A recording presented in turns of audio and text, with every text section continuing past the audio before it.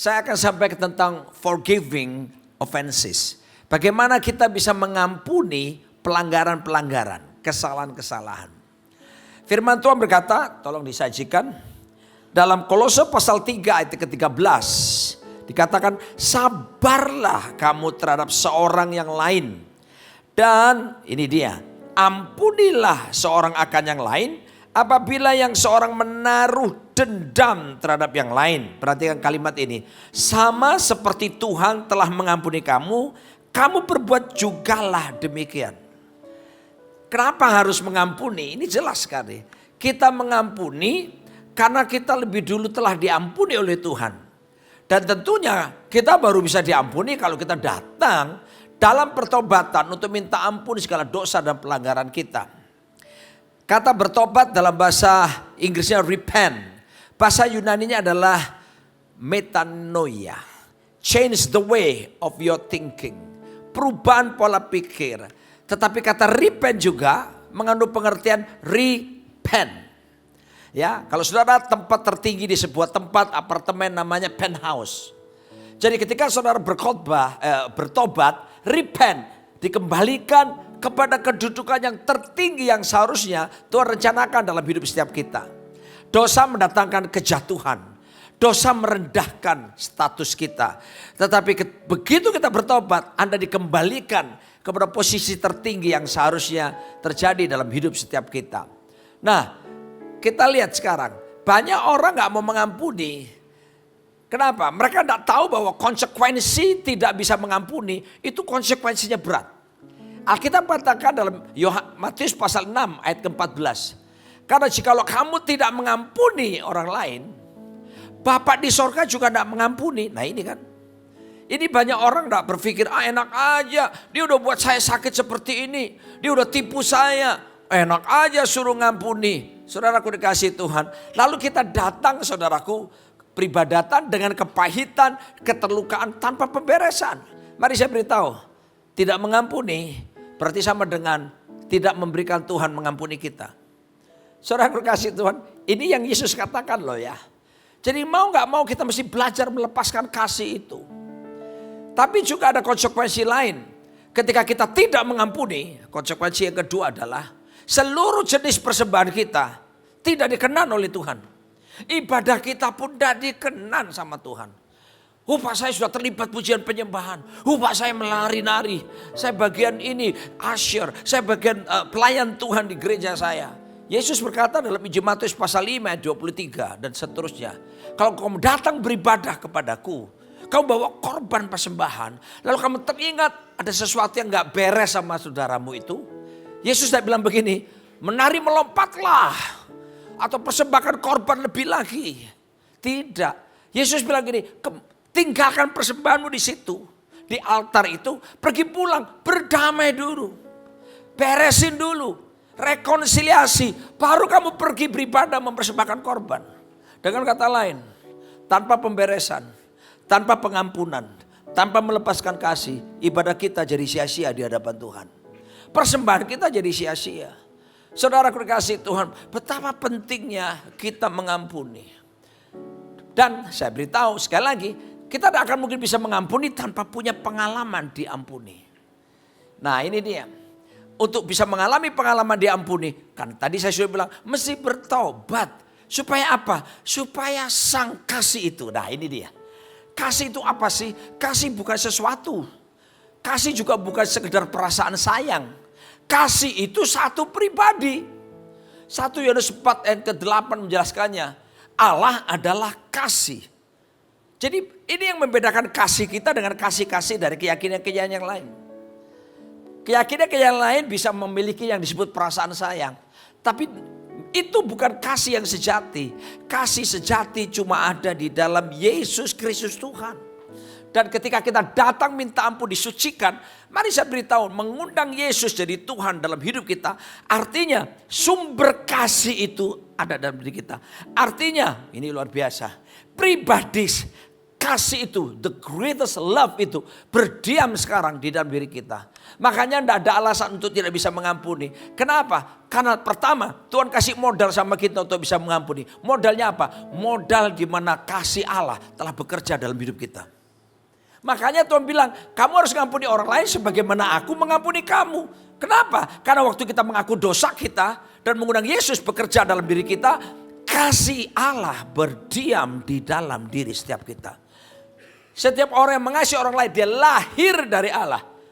Kita mengalami proses kelahiran baru sehingga kita bisa mengampuni orang yang bersalah kepada kita. Ya, jadi mau gak mau kita mesti melepaskan kasih itu. Karena kasih itu satu pribadi, bukan sekedar perasaan sayang. Nah, ketika orang dalam konflik ya, John Maxwell dalam bukunya Equip, dia membagi ada 4 tipe orang. Kalau ketemu permasalahan, konflik dan sejenisnya. Pertama, orang itu disebut sebagai cop out. Cop out itu apa? Orang kalau kena masalah, konflik dengan orang lain, cenderung apa? Menghindar. Ya, menghindar. Gak mau menyelesaikan masalah. Cari aman, cop out. Ya, lari dari kenyataan. Ada loh tipe orang-orang seperti ini, saudaraku. Cari aman. Udah dah. Daripada ribut, gue lebih baik menghindar. Begini loh. Ada momen tertentu, bisa saja kita punya alasan menghindar. Tapi kalau nggak diselesaikan terus menerus, itu bisa berbahaya. Seperti fenomena gunung es. Kelihatan di permukaan cuman sedikit, tapi bawahnya itu akan ada timbul di mana damai semu terjadi dalam dirinya.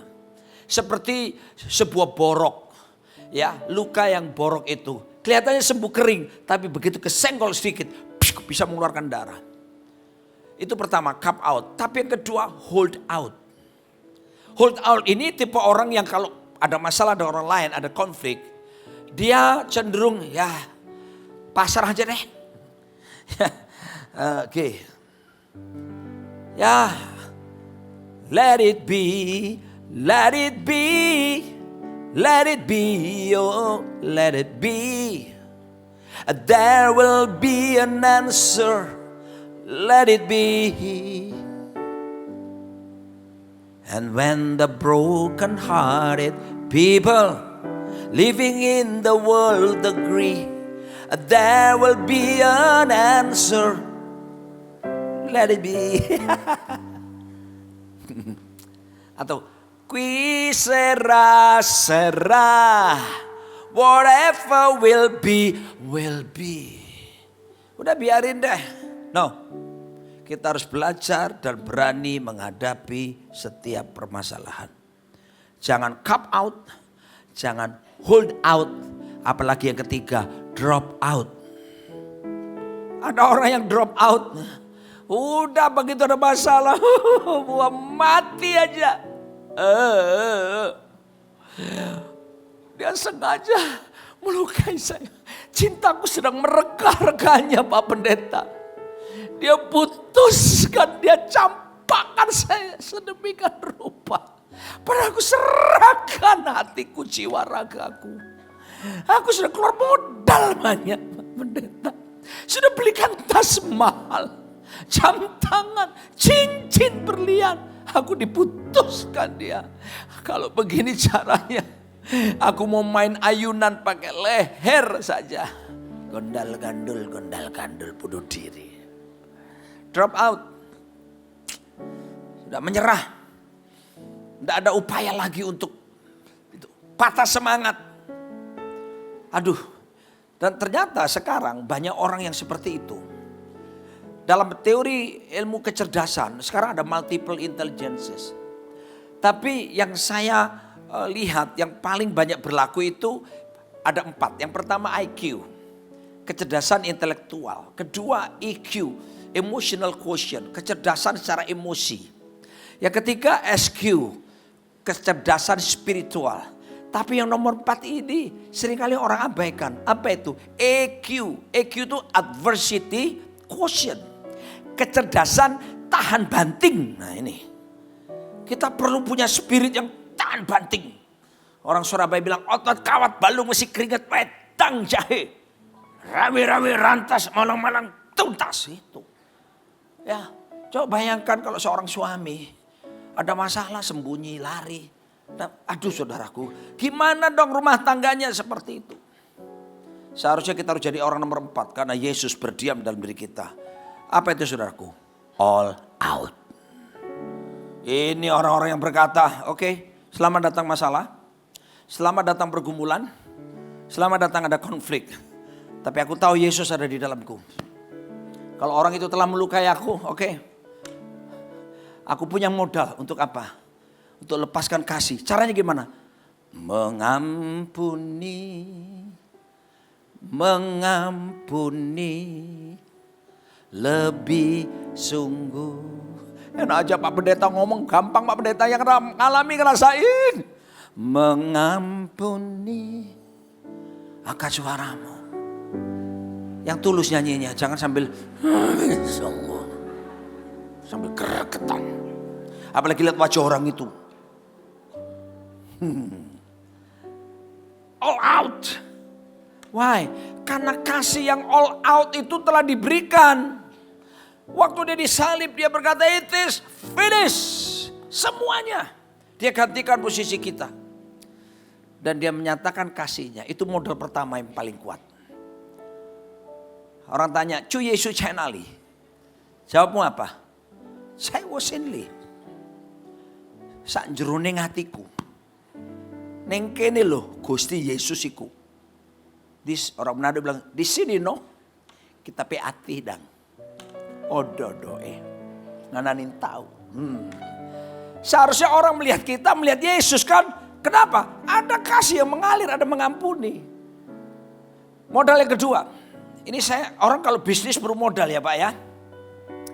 Makanya kalau mau bisa cakap mengampuni orang lain, maka ada 3 modal yang saya akan sharingkan. Yang belum saya sharingkan di ibadah 1 dan ibadah yang jam 3 tadi. Modal yang kedua adalah yang disebut kasih karunia, grace. Bahasa Yunaninya adalah karis. Karis itu begini, karis adalah kemampuan yang Tuhan berikan kepada kita, yang memampukan kita untuk taat melakukan firman-Nya.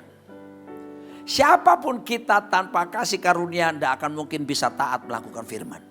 Termasuk saya, pendeta, hamba Tuhan. Saudaraku, ketika Anda datang kepada Tuhan dan minta ampun dosa di hadapan Tuhan, maka pertama akan datang kepada kita yang disebut saving grace. Kasih karunia keselamatan diberikan. Amin. Begitu kita mengikut Tuhan, sungguh-sungguh mau setia sama Tuhan, Tuhan kasih yang kedua namanya standing grace. Kalau yang tadi pertama Efesus pasalnya kedua ayat ke-8, ini Roma 5 ayat yang kedua. Kasih karunia apa? Supaya teguh berdiri Pak. Supaya berani berkata ya. Berkata tidak di atas tidak. Berkata ya di atas ya. Kalau putih saya bilang putih. Kalau hitam saya katakan hitam. Saya gak mau campur jadi abu-abu. Kita perlu standing grace. Dan kalau sudah berjalan terus. Sudah punya kasih karunia keselamatan. Sudah beri kasih karunia supaya kita berani menolak segala godaan. Maka yang berikutnya Tuhan kasih kita namanya serving grace. Apa serving grace? Kasih karunia melayani. Ibrani 12 ayat ke-28 menyebutkannya. Sehingga kita bisa melayani. Dan melayani tidak mesti harus di dalam gedung gereja saja. Melayani bisa di komunitasmu. Sebab ada ungkapan berkata, your mission field is where God puts you. Ladang misimu tempat di mana Tuhan tempatkan engkau. Kamu guru, yaitu ladang misimu, tempat pelayananmu, ya kelasmu, sekolahmu. Anda seorang mahasiswa, ladang misimu, kampusmu. Kita semua mesti jadi seperti tanda petik misionaris dalam lingkungan kita masing-masing. Nah, Tuhan mau praktekkan itu supaya kita melepaskan kasih kepada mereka. Kalau sudah, berikutnya apa? Ada yang disebut singing grace. Anugerah yang membuat kita bisa memuji Tuhan. Pak, suara saya jelek, gak apa-apa. Orang bilang, pakai Jo. Cuman jangan jadi singer gitu aja. Pakai mic kan, terus saudara, saya punya hati melayani. Tolonglah, terimalah saya tanpa audisi. Kebetulan perpuluhannya gede. Langsung naik. Bahkan maunya mimpin pujian. Rebah semua jemaat. Ketepuk. Loh, urapan, bukan urapan. Sakit telinga. Anugerah untuk memuji. Artinya sekalipun suaramu kurang bagus, tapi hati yang memuji itu bekerja dalam diri kita. Ada banyak orang suara hebat, tapi pertanyaannya, apakah hatinya memuji Tuhan? Banyak penyanyi, tapi belum tentu memuji, apalagi penyembah. Baru yang kelima, kasih karunia Tuhan sediakan bagi kita.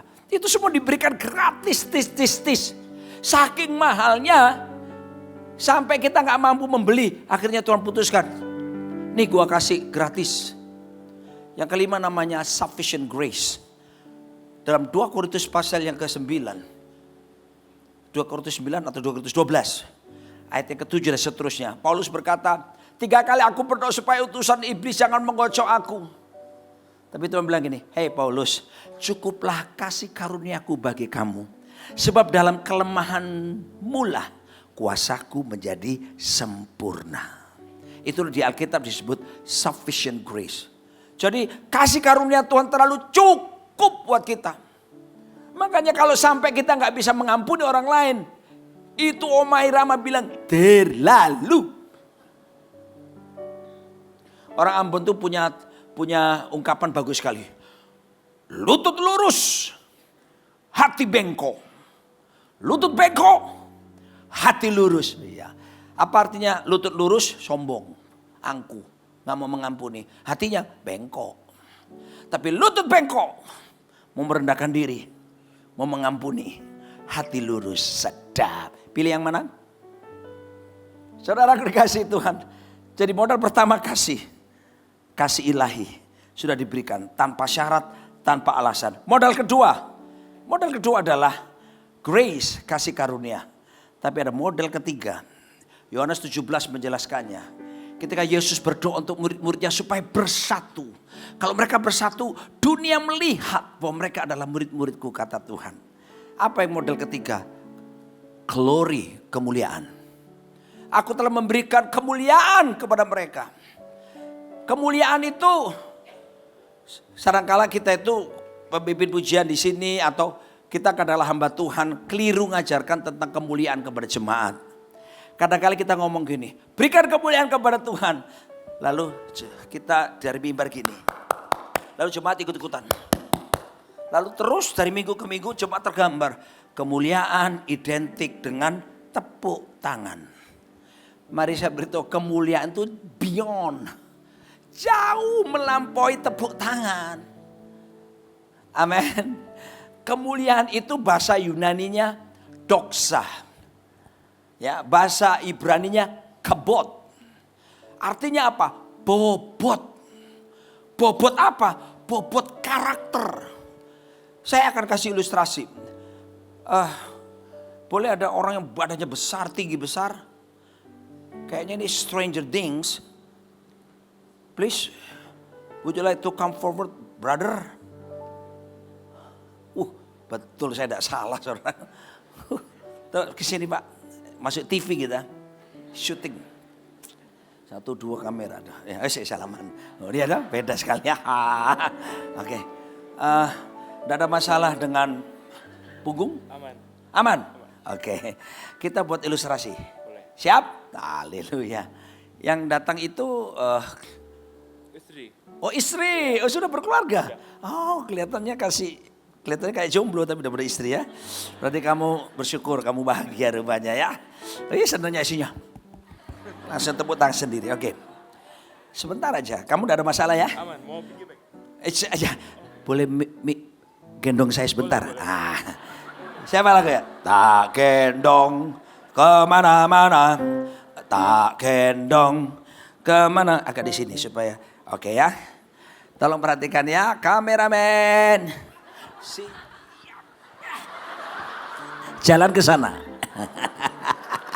Iya, oke. Nah sekarang turunkan saya di tangga lagi. Aduh enaknya. Wih, tangga atas lagi. Wah, di panggung lagi. Siapa namanya Pak? Andrew. Wow. Sekarang tolong naik ke atas deh. Oke. Andrew, kamu merasakan bobot saya nggak tadi? Iya berasa. Jelas rasa ya. Iya ada. Oke. Kalau seandainya besok kita ketemu, ya, kesan bobot saya masih kamu rasakan nggak? Mungkin udah lupa ya. Kesan. Kesannya masih ada. Kesan. Kesannya masih ada. Oke. Setahun lagi, terus kita ketemu. Kesan gendong saya tadi berasa nggak? Masih kamu ingat nggak?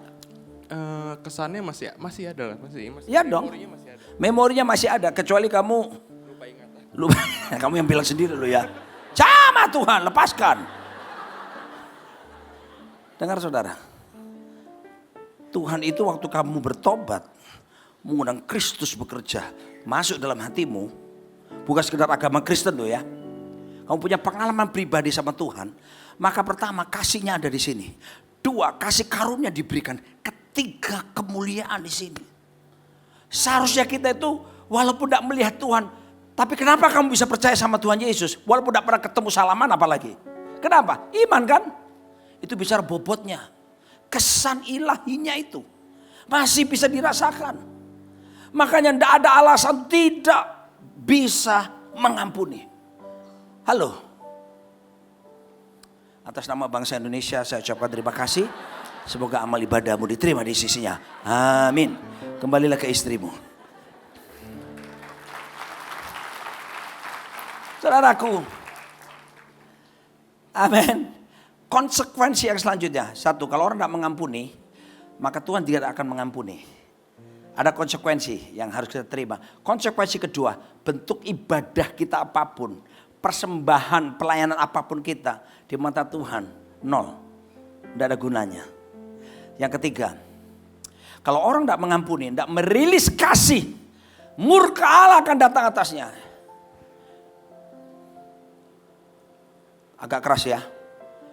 Tapi saya akan bacakan satu ayat supaya kita tercelikkan. Karena Yesus berkata Yohanes 8 ayat 32, barang siapa mengetahui kebenaran, kebenaran akan memerdekakan. Jadi kalau kita tahu kebenaran baru kita bisa merdeka. Kalau nggak tahu kebenaran ya nggak merdeka. Urutannya apa? Tahu dulu baru merdeka. Makanya cari tahu kebenaran firman itu supaya kamu merdeka hidupmu. Nih, saya tunjukkan satu ayat. Kalau kita tidak mengasihi, aduh, konsekuensinya berat sekali. Alkitab berkata seperti ini. Sabar ya. Ini dia. Mana dia? Loh. Kok hilang? 1 Korintus 16 ayat 22. Tidak ada di sini. Tolong multimedia. Sorry ya, tolong kalian sajikan karena ini di luar PowerPoint yang sudah siapkan. 1 Korintus 16 ayat 22. Kita baca ayat ini. 1, 2, 3. Siapa yang tidak mengasihi Tuhan?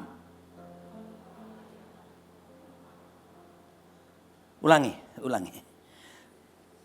Jangan lihat saya, lihat tulisan ini. Ya, apalagi yang laki-laki kok ngeliatin saya terus, nanti orang curiga loh. 1, 2, 3. Siapa yang tidak mengasihi Tuhan, terkutuklah ia. Maranatha. Gini loh, orang yang mengasihi Tuhan dibuktikan dengan hidupnya mengampuni. Sebab orang yang mengasihi Tuhan, lahir dari Tuhan, orang itu akan mengampuni saudaranya. Mengampuni orang lain. Satu kali dalam Lukas 17 sekarang. Ayat yang keempat dan kelima, tolong multimedia. Murid-murid ini diajari sama Tuhan Yesus. Tuhan bilang gini, kalau ada satu orang berbuat salah sama kamu, saya sederhanakan ya. Dan dia salah 7 kali dalam satu hari, dan 7 kali dia bilang nyesel. Minta maaf sama kamu. Yesus bilang apa? Ampuni dia. Bahkan jikalau ia berbuat, sajikan di layar lebar. Bahkan jikalau ia berbuat dosa terhadap engkau 7 kali sehari. Dan 7 kali ia kembali kepadamu dan berkata, I'm sorry, aku menyesal. Yesus bilang apa? Engkau harus mengampuni itu. Berapa banyak kita saudaraku, ada orang salah sama kita sekali. Oke, sekarang saya ampuni ya. Tapi jangan buat lagi ya. 1 jam lagi dibuat lagi. TMB. Apa itu? Tiada maaf bagimu. Ini sampai 7 kali. Tuhan tetap bilang, ampuni orang itu. Gak bisa dengan kekuatan kita. Kan ada 3 modal. Kasih, anugerah, dan kemuliaan. 1 kali Petrus dalam Injil Matius 18 datang sama Yesus. Guru, 1 hari saya harus mengampuni orang berapa kali kah? Yesus berkata, dia berkata, 7 kali kah dalam 1 hari? Kenapa Petrus menyebut angka 7 kali? Karena para imam pada waktu mengajarkan, kalau kamu mengampuni orang sehari cukup 3 kali. Kayak minum obat aja ya, sehari 3 kali. Petrus datang kepada Yesus dengan standar lebih tinggi di para imam rata-rata. Ya ada sombongnya, ada tinggi hatinya. 7 kali kah? 7 kali kah? Saya bayangkan Yesusnya gini, walah terus. Kalau orang Manado dia, Petrus ngana ini dang. Kalau kamu mengampuni orang lain, 1 hari 70 kali 7 kali. Berapa itu? 490 kali. Berarti rata-rata tiap 3 menit ampuni orang itu. Mendidih di hati, mendidih di hati.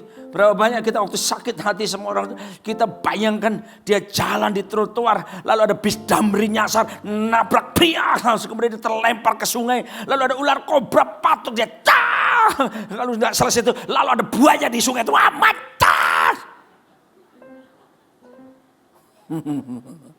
Kok ketawanya ada kejujuran pengakuan gitu Bu. Ini suami. Kenapa duduknya dipisahkan dengan tas Pak? Jangan buat saya curiga. Angkat tas ya Pak.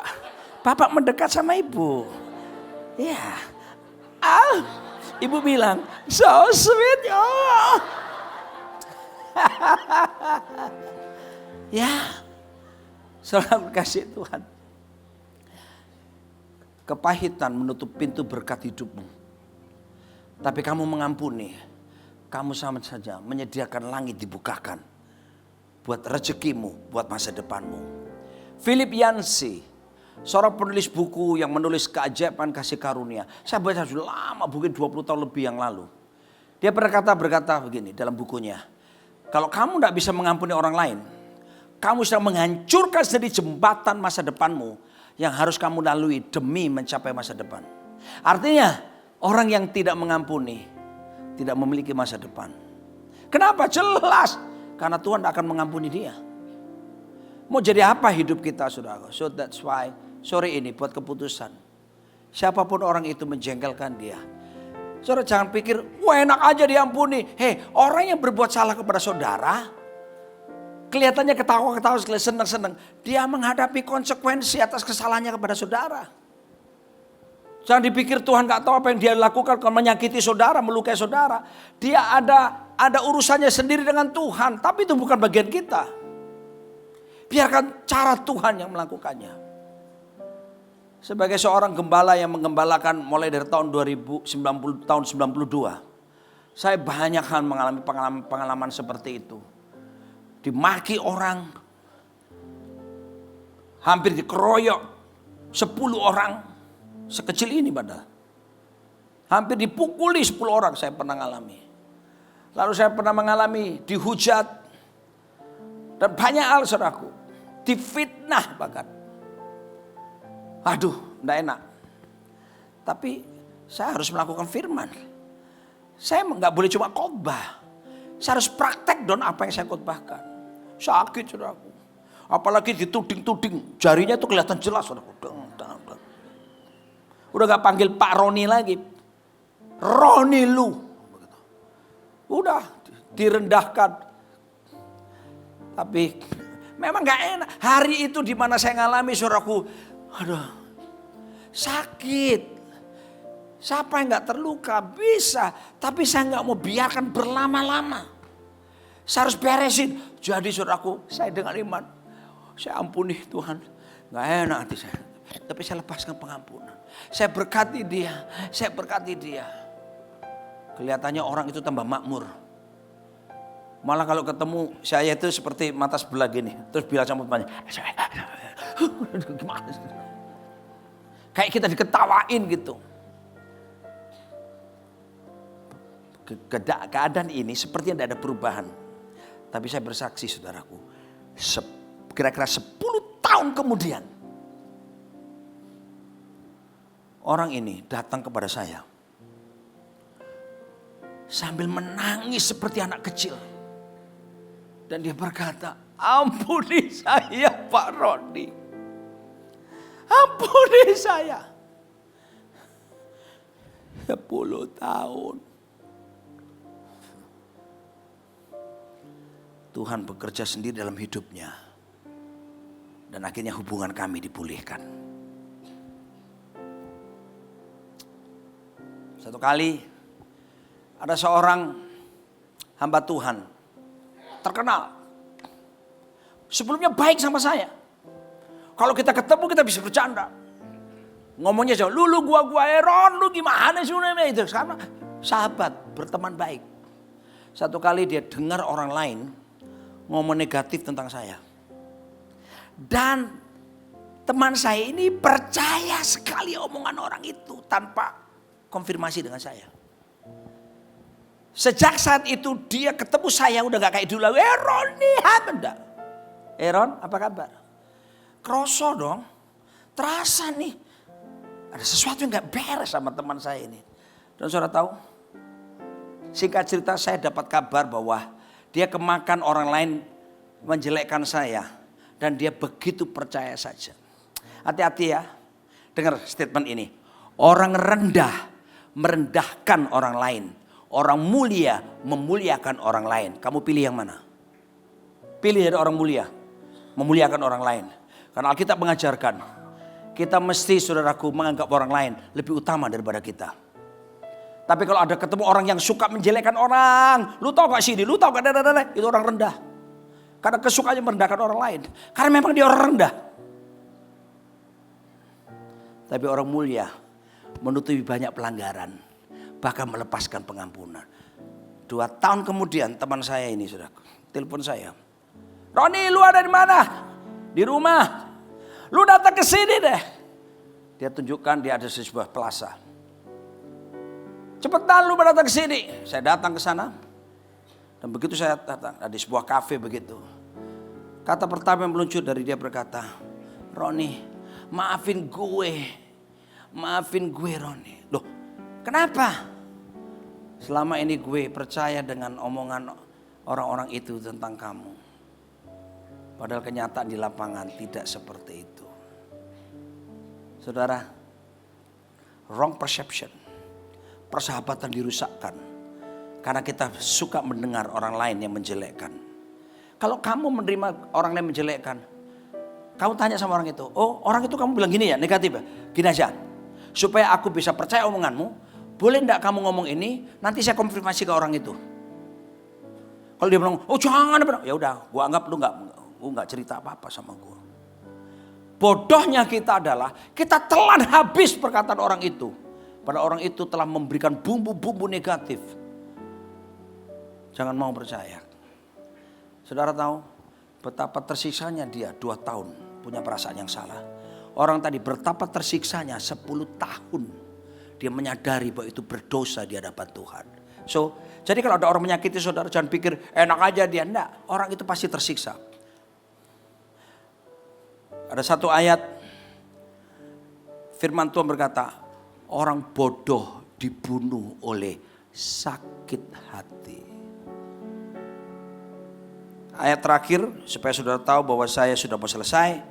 Maka saya mengundang saudara semua bangkit berdiri. Saya membacakan satu ayat penting sekali.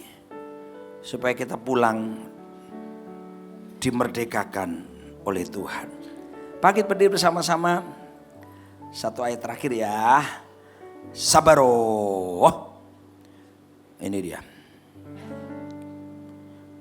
Dalam Ayub 5 ayat yang kedua. Kita baca 1, 2, 3. Kasihanilah aku. Ayo dibaca. 1, supaya saya tahu saudara masih hidup. 1, 2, 3. Kasihanilah aku ya Tuhan. Sebab aku merasa sesak. Karena apa? Sakit hati mengidaplah mataku. Meranalah jiwa dan tubuhku. Orang kepahitan, sakit hati. Ngomong gini sama penyakit. Lai. Cek tung, lai. Datang kemari sakit penyakit, datang. Sakitnya bukan cuma di fisik Pak. Sakitnya sampai ke jiwa. Pikiran, perasaan, kehendak terganggu. Stres. Depresi.